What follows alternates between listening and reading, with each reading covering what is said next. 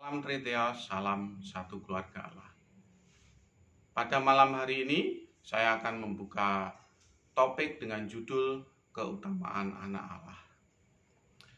Nah, eh, banyak yang tidak setuju dengan yang saya bilang bahwa ketika anak Allah itu merupakan ciptaan sulung atau arketes ketisios atau prototokos pases ketisios itu banyak yang nggak setuju.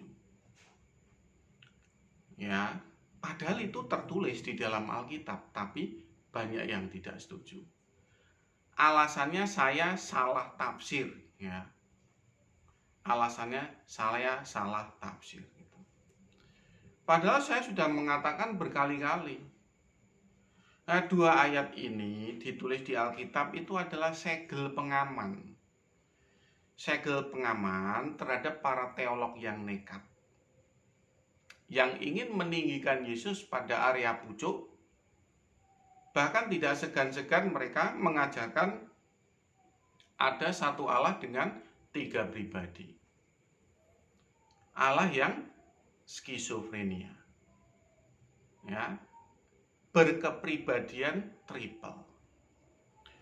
Maka segel pengaman ya di dalam Kolose 1 ayat 15 dan Wahyu 3 ayat 14 itu jebol. Siapa yang menjebol itu? Ya, yang menjebol dia teolog-teolog nekat. Teolog-teolog nekat itulah yang telah menjebol segel pengaman itu. Ya, tentu saja alibinya, alasannya macam-macam. Kamu bidat, kamu sesat, kamu masuk neraka, kamu merendahkan Yesus, macam-macam. Ya, itu brainwash semua. Brainwash semua yang membuat kita ini nggak waras. Kita nggak waras dalam melihat isi Alkitab. Loh, padahal tuh ya tertulis ya emang seperti itu. Ya, kalau Tuhan Yesus ya memiliki free will, memiliki pribadi, dan beliau bukan ciptaan Allah. Lalu panjenengan tuh bilang Allah cuma ada satu. Ya sudah, cocok. Allah mengalami skizofrenia, berkepribadian triple. Nah, makanya itu panjenengan tuh harus memahami bahwa ayat-ayat di dalam Wahyu 3 ayat 15 dan Kolose 1 ayat 15 itu adalah segel pengaman. Segel pengaman supaya tidak dijebol oleh para teolog nekat. Ya. Loh, kenapa kok teolog ini tuh bisa senekat itu? Ya, mereka tuh hanya cari muka, ya, cari muka, ingin menunjukkan bahwa mereka tuh yang paling cinta Yesus, paling meninggikan Yesus pada area pucuk, sehingga membuat orang Kristen itu terkagum-kagum dengan tingkah laku mereka. Nah, maksudnya begitu. Lalu kenapa kok kita ini kok nggak bisa mendukung maksud mereka? Karena saya ini dipanggil Tuhan untuk menjadi seorang teolog. Teolog itu mengutamakan tatanan teologi. Ya, bukan basisnya tuh asumsi-asumsi ngawur begitu. Nggak bisa, bro. Ya, tatanan teologi itu harus jelas, harus rapi, memiliki struktur yang kuat, sehingga apa yang tertulis di dalam Efesus 4 ayat 14 ya, kita ini bukan orang yang mudah diambang-ambingkan dengan rupa-rupa angin pengajaran. Nah, teolog itu harus mampu untuk membuat tatanan teologi yang kuat. Ya, makanya saya katakan berkali-kali ya. Wahyu 3 ayat 14 dan Kolose 1 ayat 15 itu adalah untuk sebagai segel pengaman dari para teolog nekat yang ingin menyetarakan anak Allah dalam posisi prima causa dan transenden. Nah, itu punya segel. Segelnya yaitu, wah Pak Jody, saya nggak setuju. Saya nggak setuju dengan segel itu. Loh, kalau panjenengan nggak setuju dengan segel itu, ya panjenengan harus jebol itu segel. Ya, panjenengan jebol itu segel, dan akhirnya Allah yang kita punya itu menjadi satu Allah tiga pribadi. Di dalam ilmu psikologi itu disebut skizofrenia.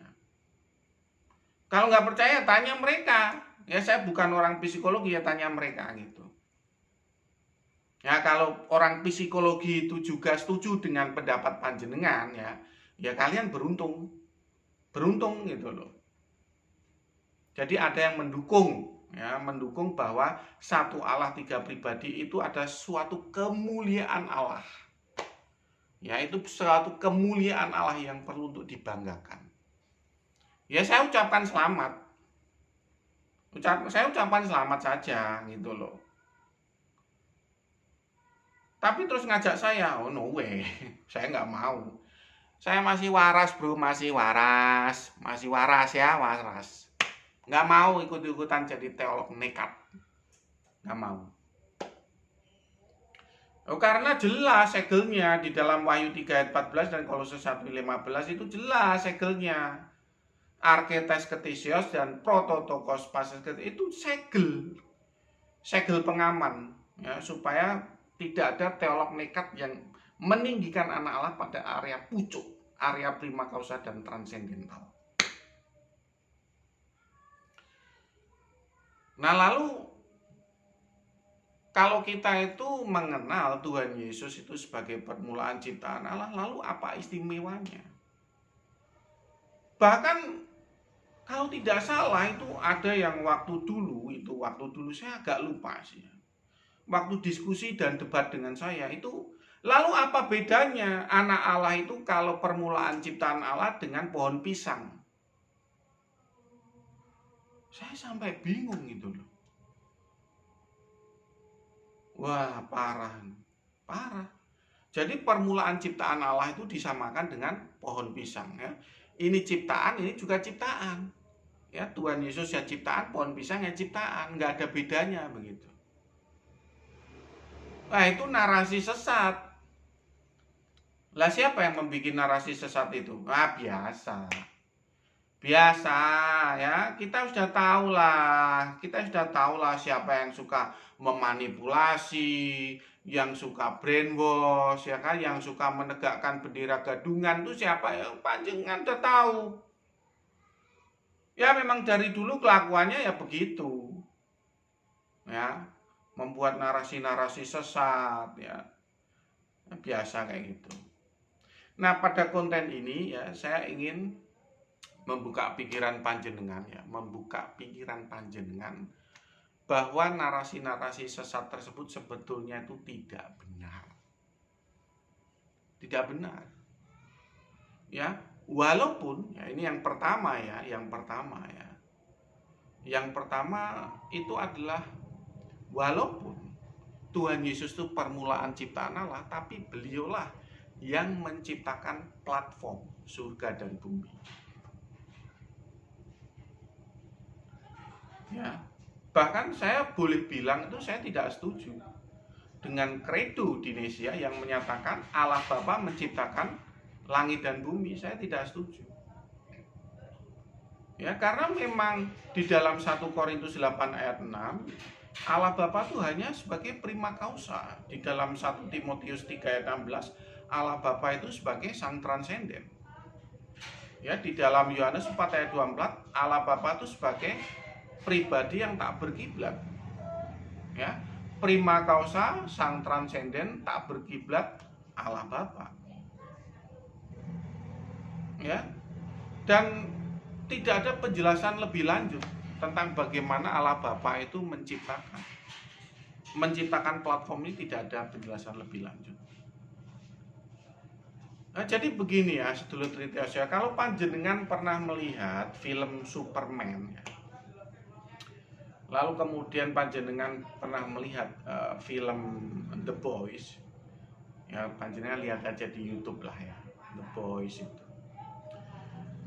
itu ada sosok Superman, lalu sosok Stormfront gitu. Nah, dua-duanya ini ya, kalau Superman itu ditembak matanya oleh penjahat, ya. Kalau Stormfront ini ditusuk matanya oleh lawannya, gitu. Yang Superman itu kebal walaupun ditembak peluru, lalu yang Stormfront itu ketika ditusuk oleh pisau dan menancap di matanya. Nah, saya bukannya mau cerita horor di sini ya. Saya ingin kasih tahu bahwa ya, apa yang kita duga-duga ya, itu sebetulnya belum tentu seperti itu. Kita menduga bahwa karena Tuhan Yesus itu memiliki wujud imanensi seperti kita ini ya, walaupun beliau di surga itu kakinya seperti kaki tembaga yang keluar dari peleburan. Nah, kita tuh menyangka bahwa untuk menciptakan surga dan bumi, Tuhan Yesus tuh apa mampu ya? Loh, saya juga berpikiran seperti itu, bro. Dulu sebelum saya itu mempelajari Alkitab dengan tajam ya, saya berpikiran seperti itu. Ya seperti apa yang disebutkan di dalam Credo Nicea, gitu. Ya saya tidak menyalahkan Credo Nicea itu lalu salah total, enggak. Memang kodrat kita manusia itu lebih mempercayakan hal penciptaan itu kepada yang transenden. Tapi anehnya Alkitab tuh berbicara lain, bro. Ya, yang seperti yang kita salah duga gitu loh. Kita salah duga, saya tuh menduga baik Superman maupun Stormfront itu ketika matanya ditembak atau disakiti lawannya itu ya akan terluka. Karena mata itu kan bagian terlemah dari kita. Nah ternyata enggak, Superman kebal, Stormfront-nya kena tusuk gitu. Oh, ternyata memang semuanya tuh tergantung dari skenario yang membuat cerita itu. Nah, Alkitab itu adalah Allah yang membuat skenario itu. Nah, skenario itu dibuat bahwa anak Allah atau Tuhan Yesus Kristus itulah yang menciptakan surga dan bumi. Nah, itu jelas tertulis di dalam Yohanes 1 ayat 3 di dalam prolognya Rasul Yohanes ya. Itu wahyu dari Roh Kudus. Walaupun itu berupa prolog ya, tapi itu wahyu dari Roh Kudus, Yohanes 1 ayat 3. Yaitu ilham dari Roh Kudus. Kemudian Kolose 1 ayat 15 itu ya sama. Ya, Tuhan Yesus itulah yang menciptakan surga dan bumi. Kemudian 1 Korintus 8 ayat 6 juga sama. Tuhan Yesus yang menciptakan surga dan bumi.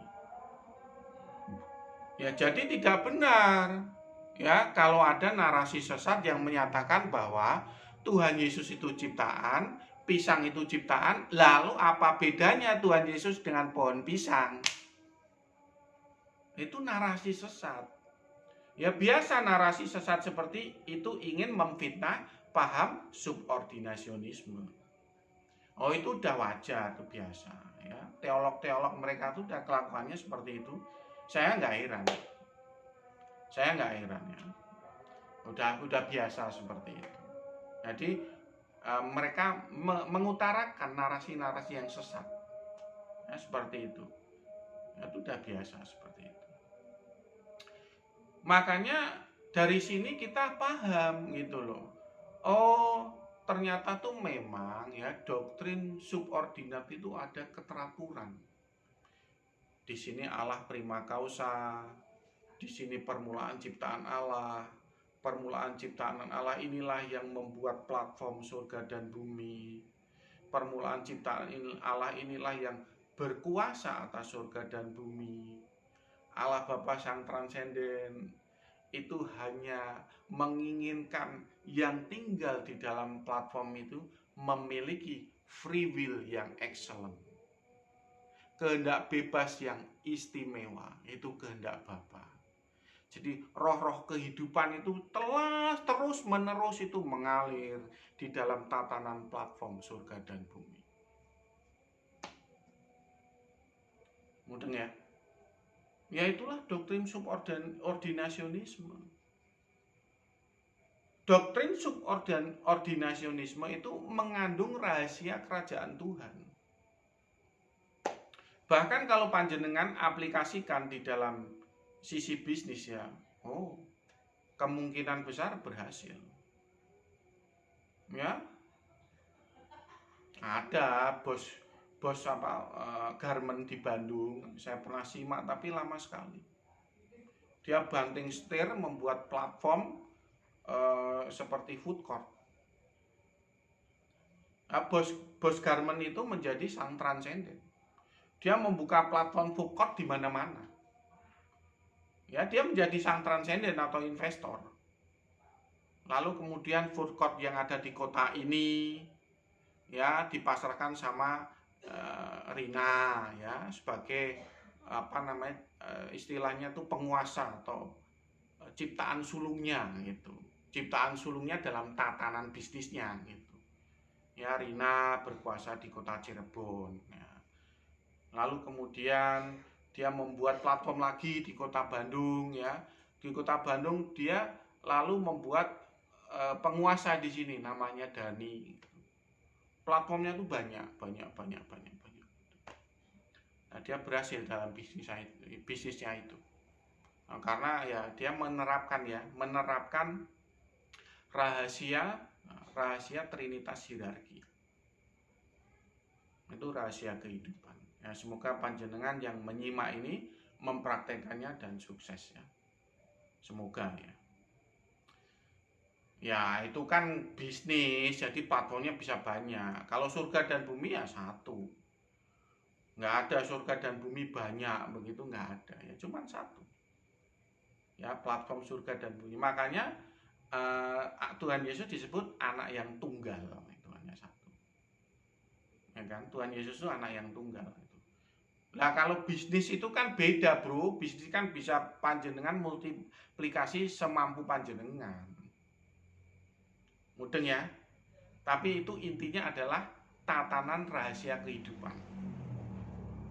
Ya. Doktrin subordinat itu adalah tatanan rahasia kehidupan. Nah, panjenengan tahu selain beliau itu menjadi pencipta kita ya. Anak Allah, Tuhan Yesus, permulaan ciptaan itu adalah menjadi pencipta kita. Beliau itu adalah penebus.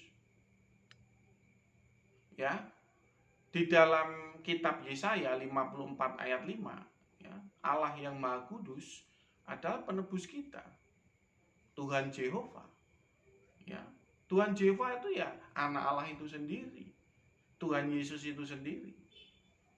Ya, di dalam kitab 2 Petrus 2 ayat 1 ya, itu mengenai topik nabi palsu. Ya, tertulis bahwa nabi palsu itu menyangkal penguasa yang menebus mereka. Siapa itu? Tuhan Yesus.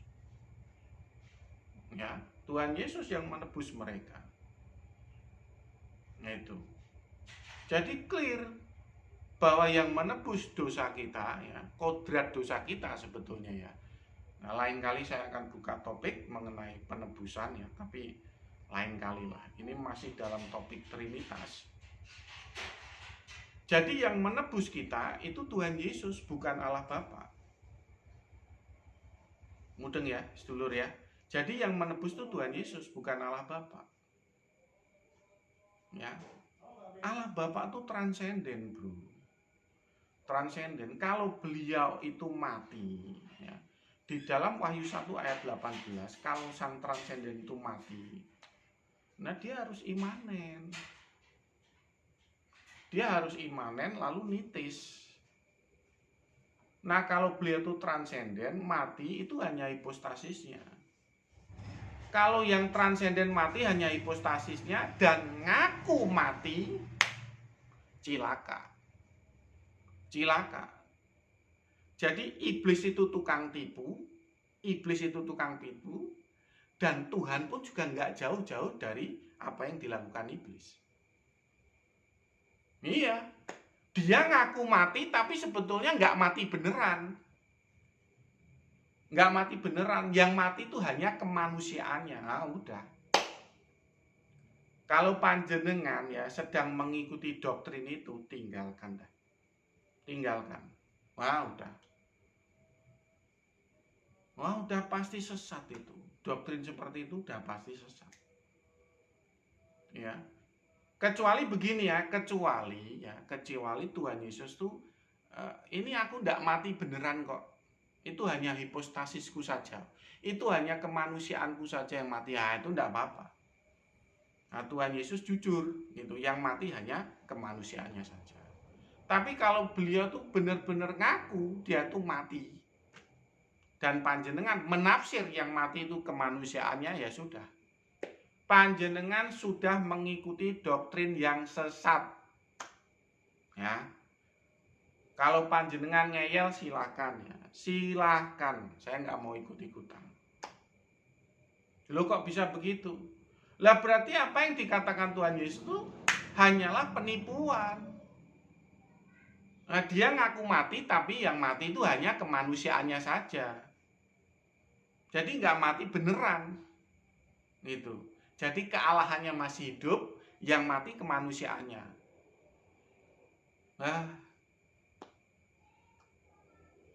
Nah, kalau panjenengan cocok dengan doktrin seperti itu ya silahkan. Nah, saya enggak. Ya saya tuh ikut saja kok apa yang dikatakan Tuhan Yesus. Ya di atas ya, tidak di atas tidak. Tuhan Yesus mati ya memang mati beneran.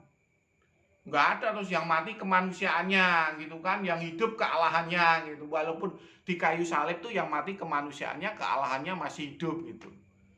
Apa meneh kayak gitu. Ya itu nanti panjenengan kalau mengikuti doktrin seperti itu panjenengan tuh akan bulet. Bulet. Ya, jiwa jujur di dalam diri panjenengan tuh rusak. Rusak. Kenapa kok rusak? Anda itu bulet, lalu percaya bahwa bulet itu dari Tuhan. Oh, padahal Matius 5 ayat 37 Tuhan Yesus memiliki karakter yang jelas. Ya katakan ya, tidak katakan tidak. Lebih dari itu berasal dari si jahat. Di dalam Wahyu 1 ayat 18 beliau berkata bahwa aku ini telah mati, namun aku hidup. Gitu. Ya sudah. Jadi nggak ada terus yang mati itu kemanusiaannya, kealahannya masih hidup, nggak ada begitu. Jadi panjenengan ini mengada-ada gitu. Itu doktrin. Udahlah tinggalkan ya, tinggalkan doktrin-doktrin bulat begitu. Kalau panjenengan menyayangi jiwa jujur yang ada di dalam diri panjenengan, dan panjenengan itu menganggap bahwa itu bernilai tinggi, tinggalkan doktrin yang bulat. Tinggalkan.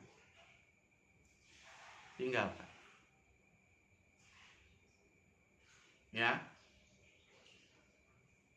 Ikuti saja doktrin yang intek, doktrin yang solid.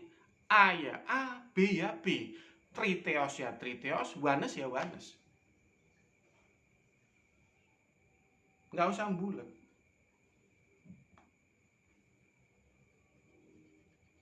Pak Jody, jangan gitulah, gitu kan.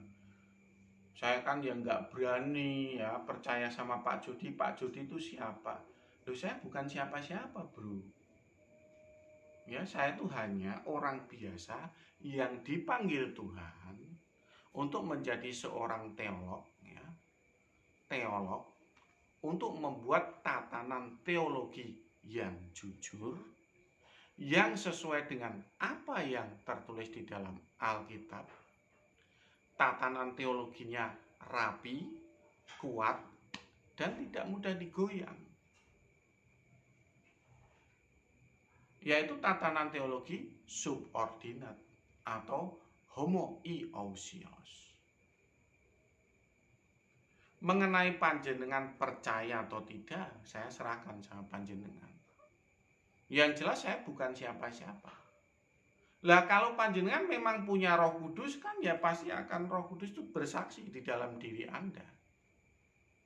Ya, kalau memang saya ini ya seorang teolog palsu ya yang akan menyesatkan panjenengan ya, membawa panjenengan masuk neraka.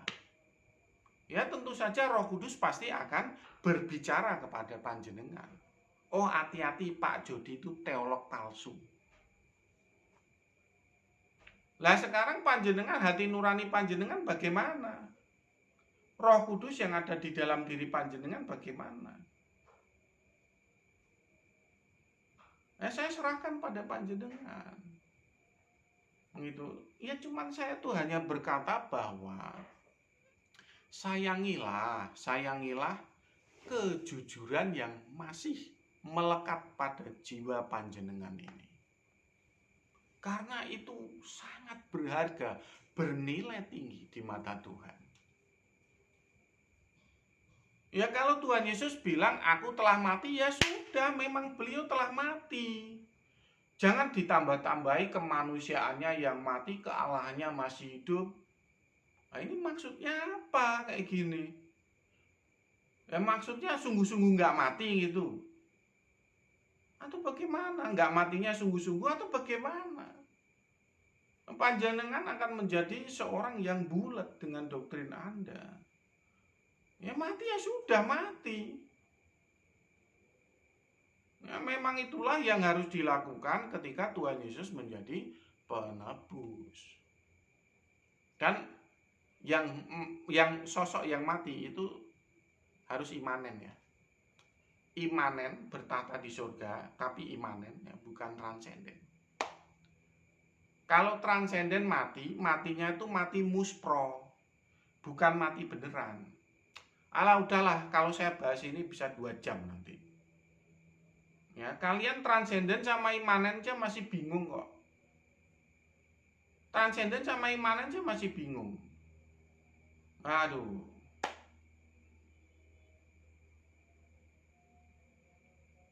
Ya cobalah direnungkan dulu, transenden apa, imanen apa. Ya klik-klik YouTube, klik-klik Google begitu. Ya tapi intinya kalau transenden itu tidak bisa mati. Kalau dia muspro, ya muspro itu istilahnya apa ya? Menghilangkan diri gitu.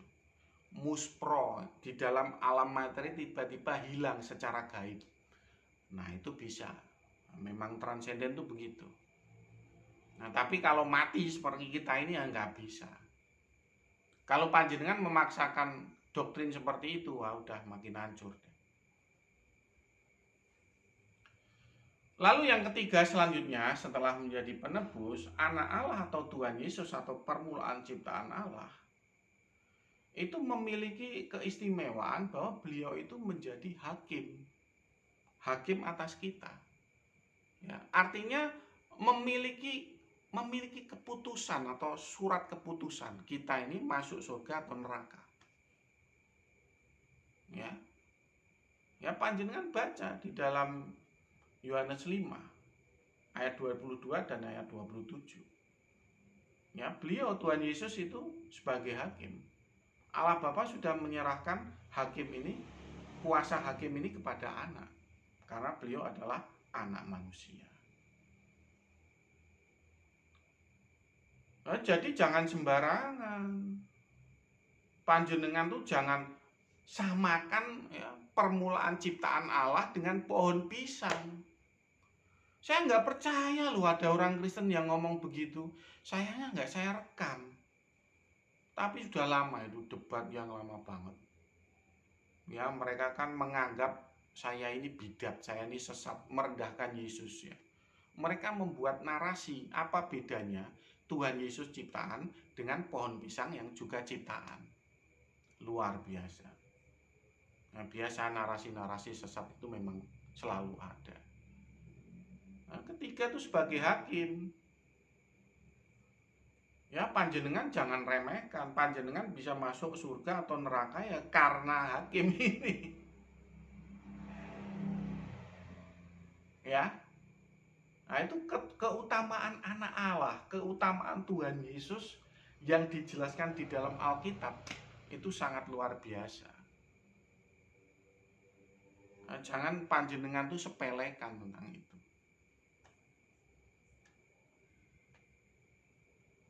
Oke, sebagai hakim itu adalah pengambil keputusan panjenengan itu masuk surga atau masuk neraka. Lalu yang paling unik ini, paling unik ya, beliau itu memiliki hak atas tahta di surga. Seperti di dalam, ini yang keempat ya, yang keempat, beliau itu memiliki hak atas tahta di surga seperti yang tertulis di dalam Ibrani 1 ayat 8. Kemudian Allah Bapa berkata kepada anak, tahtamu ya Theos, tahtamu sang sesembahan itu untuk kekal dan selamanya. Ya. Kalau ada seseorang bicara kursimu, itu berarti kursi ini milik panjenengan. Tahtamu berarti tahta ini milik Tuhan Yesus. Loh kok bisa begitu? Karena Allah Bapa ini di dalam doktrin subordinat itu bersifat transenden. Ya, jadi beliau imanen di surga itu hanya sementara. Saat perjamuan kawin anak domba, beliau hadir. Beliau duduk di sebelah kiri, anak Allah di sebelah kanan. Lalu kemudian beliau berfirman seperti di dalam Ibrani 1 ayat 8, menyerahkan tahta Allah ini kepada Tuhan Yesus. Tahtamu ya Allah kekal untuk selamanya. Loh kok diserahkan? Lah karena memang Allah Bapa itu transenden. Ya dia nggak butuh tahta. Kalau Allah Bapa butuh tahta berarti Allah Bapa sudah menjadi imanen, sudah nggak transenden lagi. Ya kalau seperti itu ya tatanan teologinya berubah lagi. Ya, panjenengan kalau jadi teolog itu jangan mencela-mencela. Kalau bilang Allah Bapa transenden ya selalu transenden. Jangan kadang-kadang transenden, kadang-kadang imanen itu. Makanya panjenengan ini transenden dan imanen itu pelajari dulu. Ya, saya kasih kata kunci sederhana lah. Ya, transenden ini memiliki keberadaan tapi tidak berwujud. Walaupun beliau tidak berwujud, ketika beliau itu berkenan mewujudkan dirinya, beliau itu memiliki kemampuan untuk mengimanen dirinya. Nah, itulah yang dimaksud transenden menurut Alkitab. Sedangkan imanen itu adalah wujud perkenanan beliau. Itu adalah imanen. Nah, gitu loh, Bro. Ya, pahami itu. Supaya kalau kalian ini membuat tatanan teologi itu nggak mencela-mencela. Oh, kadang imanen, kadang transenden gitu. Allah Bapa itu transenden apa imanen? Transenden.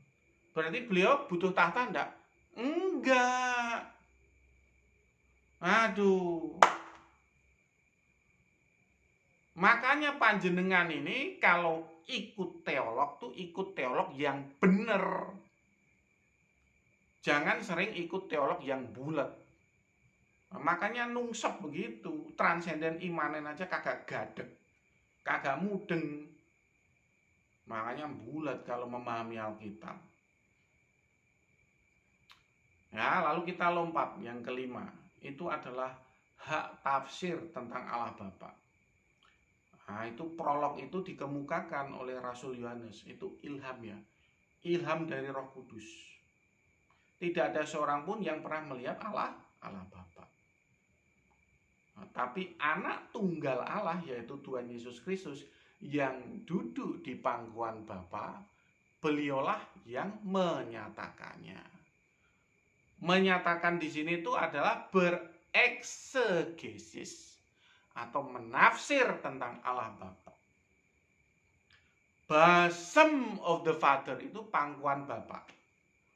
Nah, kalau saya menafsirkannya itu adalah di area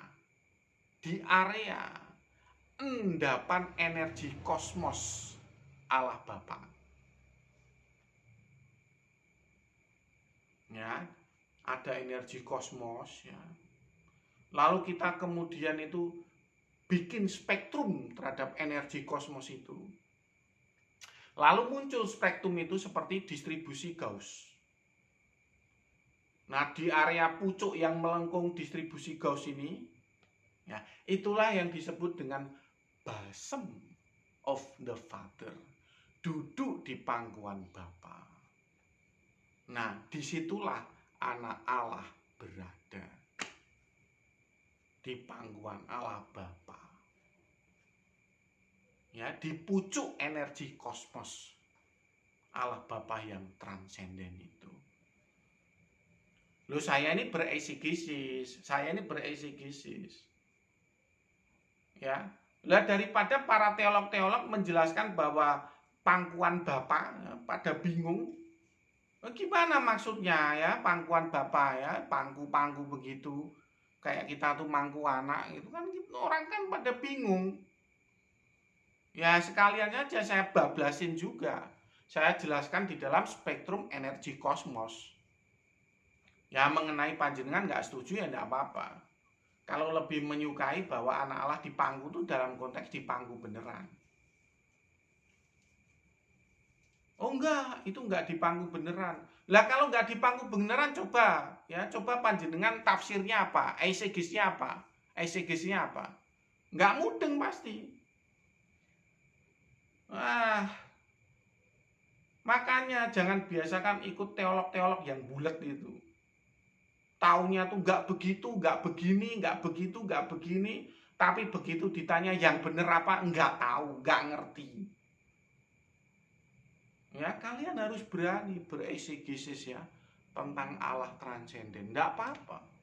Itu menyenangkan hati Tuhan. Ya. Yang salah itu merasa sebagai bang jago teologi dan membidatkan orang lain yang bereksigesis. Ya, dengan panjenengan tuh berani bereksigesis, panjenengan tuh menjadi seorang teolog yang ciamik, teolog yang handal. Kalau salah gimana? Salah tinggal dikoreksi saja. Ya, secara gentle mengakui bahwa eksegesis panjenengan salah. Enggak apa-apa. Ya, nah itulah kesalahan bapak-bapak gereja dahulu. Nah, tidak ada ruang terhadap kesalahan. Bidat, anatema lah. Pada bodoh semua. Ya, isinya jadi manipulasi semua di situ. Digertak terus, bidat, sesat, anatema, bidat, sesat, anatema. Jadi orang-orang itu pada takut untuk belajar tatanan teologi. Nah, makanya panjenengan ya, jangan takut. Jangan takut. Kasihlah Tuhan dengan segenap akal budimu. Nah, bereksigesis tentang Allah prima causa itu adalah salah satu kita mengaplikasikan mengasihi Tuhan Allah dengan segenap akal budi kita. Ya, daripada panjenengan mikir yang enggak ya kan, mikir mau kawin lagi ya kan, mikir punya rumah mewah 12 miliar gitu kan. Untuk apa? Ya kan? Ya mending kita berpikir bagaimana tentang Allah. Bagaimana mikir tentang tatanan teologi yang baik. Itu menyenangkan hati Tuhan. Itu adalah free will yang excellent. Ya, ada 5 hal ya yang tadi saya sudah jelaskan dengan baik. Ya kan? Yang pertama, Tuhan Yesus, anak Allah atau permulaan ciptaan, itu adalah sebagai pencipta kita.